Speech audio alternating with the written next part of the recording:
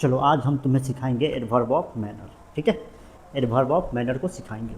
तो आज तक अगर तुम्हें कोई दिक्कत हो रही है एडवर्ब ऑफ मैनर में, इसका तुम प्रयोग नहीं कर पा रहे हो या ये समझ में नहीं आ रहा है, तो आज से तुम्हारे को ये दिक्कत होगी नहीं। ठीक है, क्योंकि मैं एडवर्ब ऑफ मैनर को जो है ना पूरे डिटेल में तुम्हें समझाऊंगा कि इसका प्रयोग कैसे होगा, कहाँ होगा, क्यों होगा। ठीक है, रटना नहीं है कुछ भी। तुम लोग गलती क्या करते हो ग्रामर को सीखने में, रट जाते हो, मतलब रूल को रटते हो, मान लेते हो कि ऐसा रूल है, ऐसे काम होगा। कभी ये कोशिश ही नहीं करते हो कि जानना है कि मतलब रूल आया कैसे है। ठीक है, तो आज तुम्हें बताया जाएगा एडवर्ब ऑफ मैनर। तुम हमारे साथ बने रहोगे, समझोगे कि एडवर्ब ऑफ मैनर होता क्या है, इंग्लिश ग्रामर में इसका प्रयोग कैसे करना है। ठीक है, तो आओ देखते हैं एडवर्ब ऑफ मैनर को। तो सबसे पहले देखो, एकदम आराम से समझना है हमें, पूरा टाइम दूंगा मैं तुम्हें समझाने को। सामान्यतः एल वाई से अंत होने वाला एडवर्ब जो होता है उसे हम लोग कहते हैं एडवर्ब ऑफ मैनर। जैसे ऑनेस्ट, ऑनेस्ट क्या है, एक एडजेक्टिव है, तो इसका एडवर्ब ऑफ मैनर क्या बनेगा, या एडवर्ब क्या बनेगा, ऑनेस्टली बनेगा। ठीक है, ब्यूटीफुल एक एडजेक्टिव है, इसका एडवर्ब बनेगा ब्यूटीफुल्ली।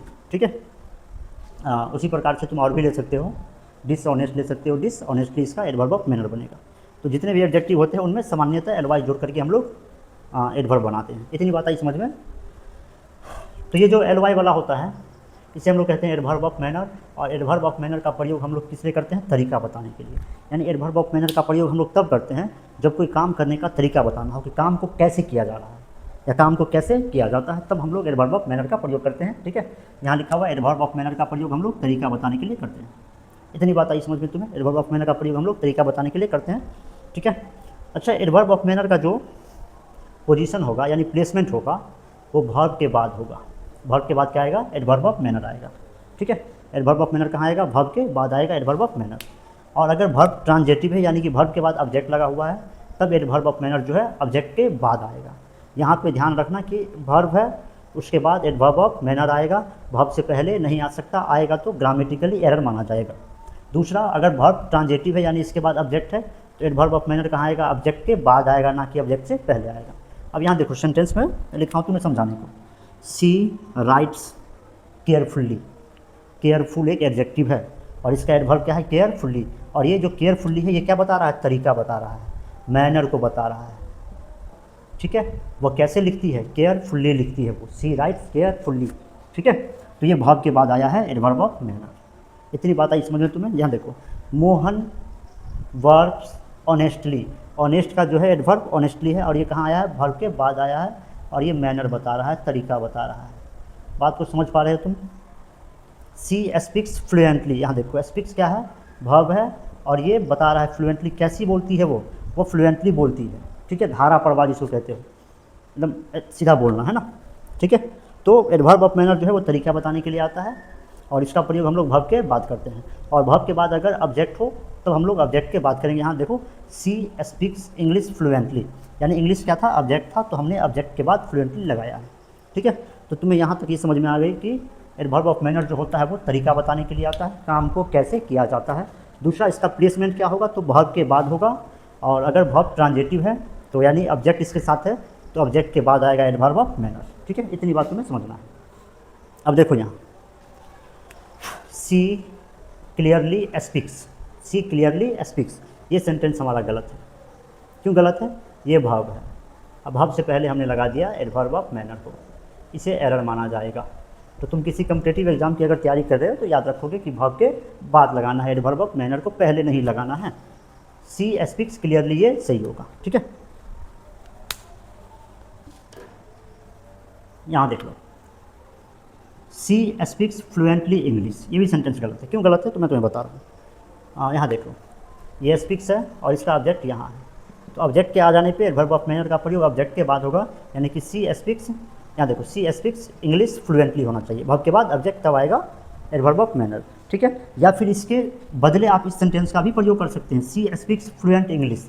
इंग्लिश क्या है, एक नाउन है, इंग्लिश क्या है यहाँ समझो, ग्रामर को रटना नहीं है, समझना है। ठीक है, रटोगे तो नहीं होगा, समझना पड़ेगा तुम्हें रूल को, कि रूल होता क्या है, आता कैसे, बनता कैसे है रूल। ठीक है, अब देखो यहाँ पे तुम्हें क्या बताया, सी स्पीक्स फ्लुएंटली इंग्लिश गलत हुआ। क्यों, क्योंकि स्पीक जो है ट्रांजेटिव वर्ब है, इसका ऑब्जेक्ट है इंग्लिश, तो इस एडवर्ब ऑफ मैनर को इंग्लिश के बाद होना चाहिए था, यानी सी स्पीक्स इंग्लिश फ्लुएंटली, ये सेंटेंस सही है, ये देखो ये सही है। या फिर हम ऐसा भी सोच सकते हैं कि इंग्लिश हमारा नाउन है, इंग्लिश क्या है, हमारा नाउन है, और नाउन जो होता है, नाउन से पहले नाउन से पहले एडजेक्टिव आकर के उस नाउन के मीनिंग में कुछ ऐड कर देता है। ठीक है, एडजेक्टिव का डेफिनेशन क्या होता है कि नाउन से वह शब्द जो नाउन से पहले आ जाए और उस नाउन के मीनिंग में कुछ ऐड कर दे तो उसे हम लोग कहते हैं एडजेक्टिव। तो हम चाहे तो इंग्लिश अगर नाउन है तो फ्लुएंटली जो है ये एडवर्ब है, लेकिन इसका एडजेक्टिव क्या बनेगा, फ्लुएंट बनेगा। तो सी स्पीक्स फ्लुएंट इंग्लिश कह सकते हैं, फ्लुएंटली इंग्लिश नहीं कहेंगे। ठीक है, तो यहाँ पे हमने एडजेक्टिव फॉर्म का प्रयोग कर लिया है क्योंकि इंग्लिश क्या है, एक नाउन है। यहाँ तक आ गई तुम्हें समझ। अब आगे देखो क्या है,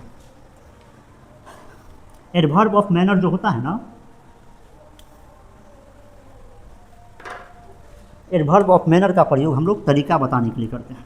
क्या बताने के लिए करते हैं, तरीका, कि काम को कैसे किया जाता है।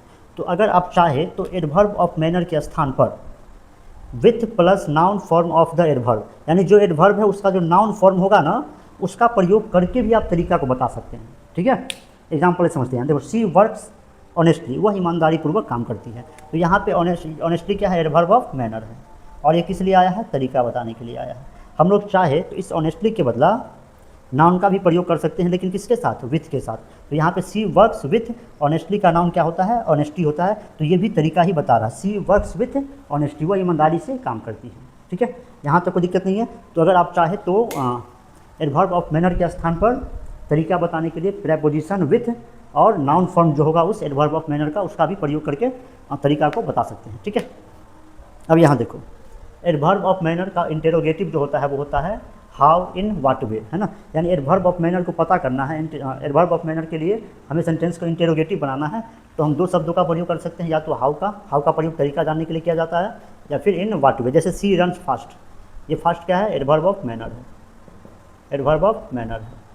तो अगर इसको जानना है हमें तो क्या कहेंगे हम लोग, हाउ इंट्रोगेटिव बनाएंगे तो हाउ डज सी रन, वो कैसे दौड़ती है।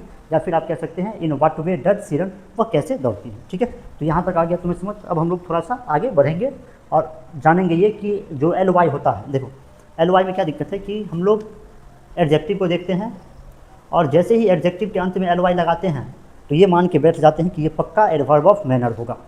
इतना ही समझ लेते हैं कि ये पक्का एडवर्ब ऑफ मैनर ही होगा।